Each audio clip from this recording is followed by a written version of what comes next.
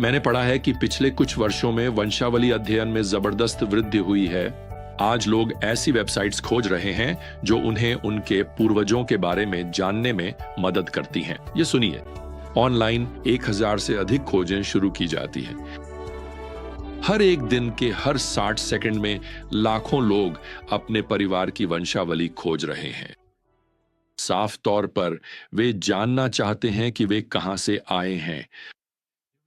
क्या आपने कभी इस बारे में सोचा है कि विश्वासियों के रूप में हमारे पास वंशावली अध्ययन के लिए एक प्रेरित संसाधन उपलब्ध है? हम अपने पहले पूर्वजों आदम और हव्वा के नाम तक जानते हैं, और मैं आपको बताऊं, आज मानव जाति अविश्वसनीय भ्रम और यहां तक कि निराशा का अनुभव कर रही है, क्योंकि जब वे अपना शोध कर रहे हैं तो वे हमारे उत्पत्ति, हमारे पूर्वजों और यहां तक कि हमारे भविष्य के बारे में परमेश्वर के प्रेरित विवरण की अनदेखी या अस्वीकृति भी कर रहे हैं। यही कारण है कि आज दुनिया निराश है। जब आपका अतीत परमेश्वर के वचन से जुड़ा नहीं होता, तो न केवल आपका अतीत अज्ञात रहता है, बल्कि आपके जीवन का उद्देश्य भी भ्रमित हो जाता है और आपका भविष्य अनिश्चित हो जाता है। आज की दुनिया पूछ रही है, हम कहां से आए हैं? हम कौन हैं? हम आज यहां क्यों हैं? तो मैं आपको बताता हूं, विश्वासियों के लिए इन सवालों के जवाब परमेश्वर के प्रेरित वचन में स्पष्ट रूप से दिए गए हैं। आपकी वंशावली की जड़ें परमेश्वर की सृजनात्मक कृति में हैं। आपका वर्तमान जीवन उद्देश्यपूर्ण है और आपकी भविष्य की अनंत जीवन परमेश्वर की योजना में निश्चित है।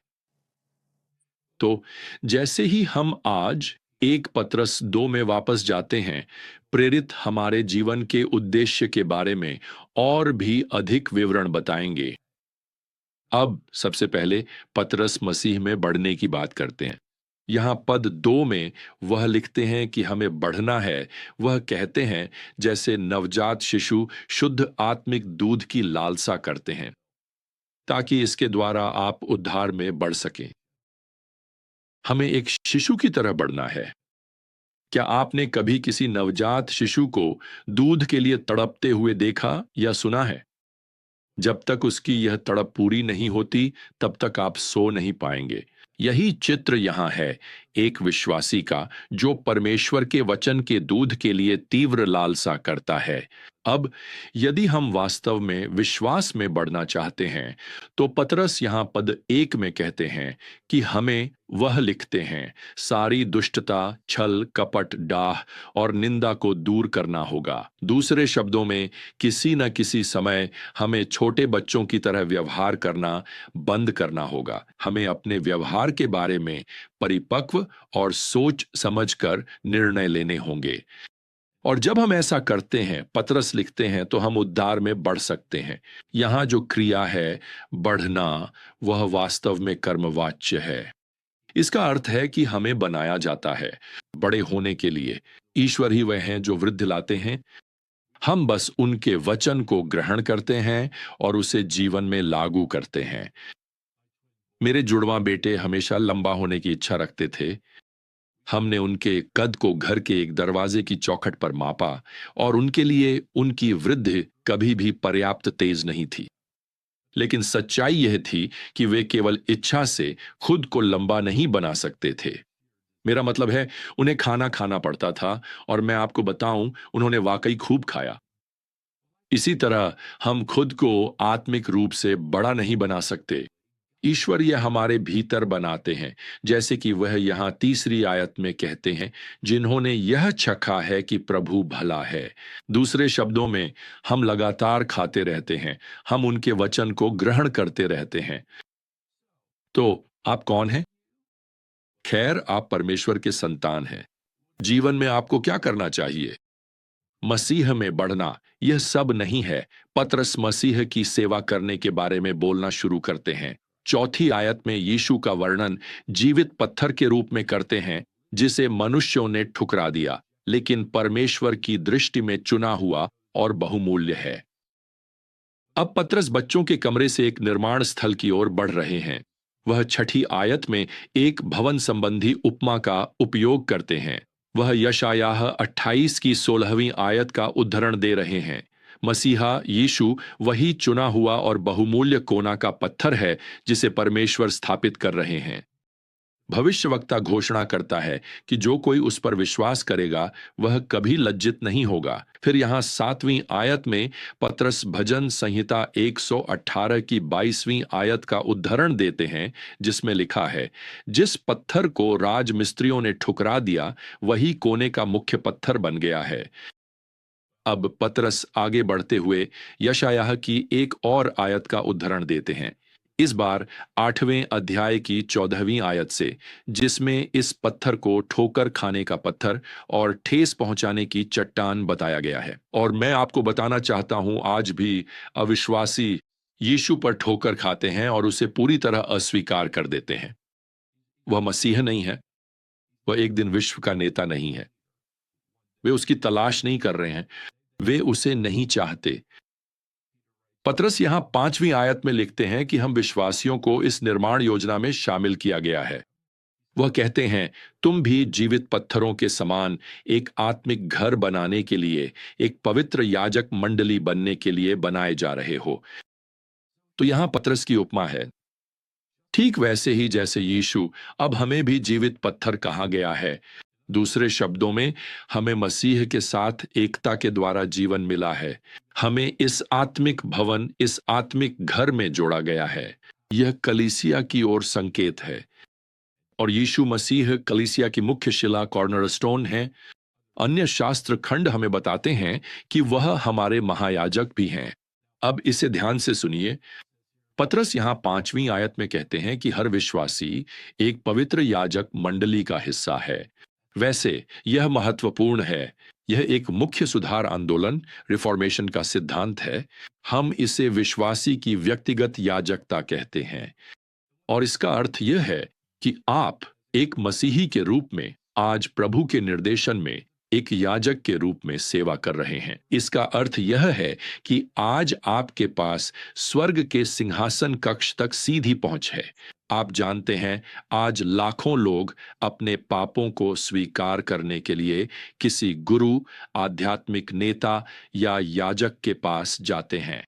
खैर, प्रेरित पतरस यही कहते हैं कि हर विश्वासी एक याजक है। आपके पाप तुरंत क्षमा हो सकते हैं। क्यों? क्योंकि आप अपने मध्यस्थ यीशु मसीह के माध्यम से अपने पापों को स्वीकार करते हुए सीधे परमेश्वर से बात कर सकते हैं। क्या ही अद्भुत सिद्धांत है यह!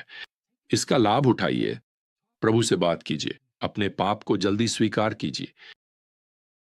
पतरस यहां यह भी लिखते हैं कि याजकों के रूप में हम यीशु मसीह के द्वारा परमेश्वर को स्वीकार्य आत्मिक बलिदान चढ़ा सकते हैं। अब पतरस हमारे लिए यह नहीं गिनाते कि ये आत्मिक बलिदान क्या है, लेकिन अन्य शास्त्र खंड बताते हैं। नया नियम विश्वास और भरोसे की भेंट की बात करता है। फिलिप्पियों 2:17 परमेश्वर को वित्तीय उपहारों की भेंट। फिलिप्पियों 4:18 अपने स्वयं के शरीर को जीवित बलिदान के रूप में देना। रोमियो 12:1 और यहां तक कि स्तुति और आराधना का बलिदान भी। इब्रानियों 13:15। तो आप कौन हैं? खैर, आपको केवल परमेश्वर ने रचा ही नहीं है, बल्कि आप एक विश्वास के रूप में एक आत्मिक घर में अन्य सभी विश्वासियों के साथ एक याजक भी हैं। और आप यहां क्यों हैं? खैर, आप यहां न केवल मसीह में बढ़ने के लिए हैं, उसके वचन का अध्ययन करके, बल्कि आत्मिक बलिदान चढ़ाने के लिए भी हैं, प्रभु के लिए। तो हमें मसीह में बढ़ना है और मसीह की सेवा करनी है। अब इसी के साथ पतरस हमें मसीह का प्रचार करने के लिए बुलाते हैं। यहां पद 9 में वह हमें याद दिलाते हुए शुरू करते हैं कि हम कौन हैं। वह कहते हैं, हम चुनी हुई जाति, राजसी याजक मंडली, पवित्र राष्ट्र और उसकी अपनी संपत्ति के लोग हैं। मैं आपको बताना चाहता हूं, यह आपके होने और आपके किसके हैं, इसका एक अद्भुत वर्णन है।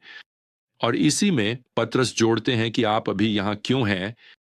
वह जोड़ते हैं ताकि आप आज संसार के सामने परमेश्वर की महानता का प्रचार कर सकें। यहां महानता शब्द न केवल परमेश्वर के गुणों को दर्शाता है, बल्कि उसकी क्षमताओं को भी दर्शाता है। वह महान कार्य करता है, तो हम वास्तव में परमेश्वर को संसार में प्रसिद्ध बना रहे हैं, उसके उद्धार के अद्भुत कार्य का प्रचार करके, जैसा कि पतरस यहां लिखते हैं, जिसने हमें अंधकार से निकालकर अपनी अद्भुत ज्योति में ला खड़ा किया। और इसका अर्थ है कि उसने हमें हमारे वंश, हमारे मूल की उलझन से बाहर निकाला, यह सोचने की अटकलों से कि हम कहां से आए, पाप के अंधकार से, यह सोचने की अटकलों से कि हम कहां जाएंगे, और हमें अपनी अद्भुत ज्योति में ले आया।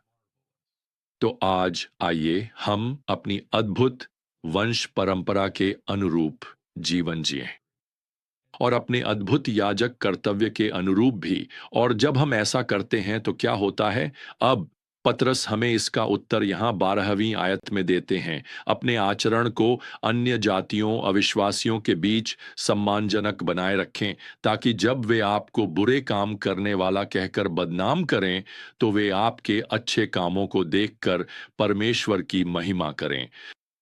उस दिन जब परमेश्वर दर्शन देगा, पतरस लिखते हैं, अपना आचरण सम्मानजनक बनाए रखें। यूनानी शब्द का अर्थ है उत्कृष्ट। आप इसे सुंदर, यहां तक कि आकर्षक भी अनुवाद कर सकते हैं। आपका आकर्षक, उत्कृष्ट जीवन अविश्वासियों के आरोपों की सच्चाई को शांत कर देता है।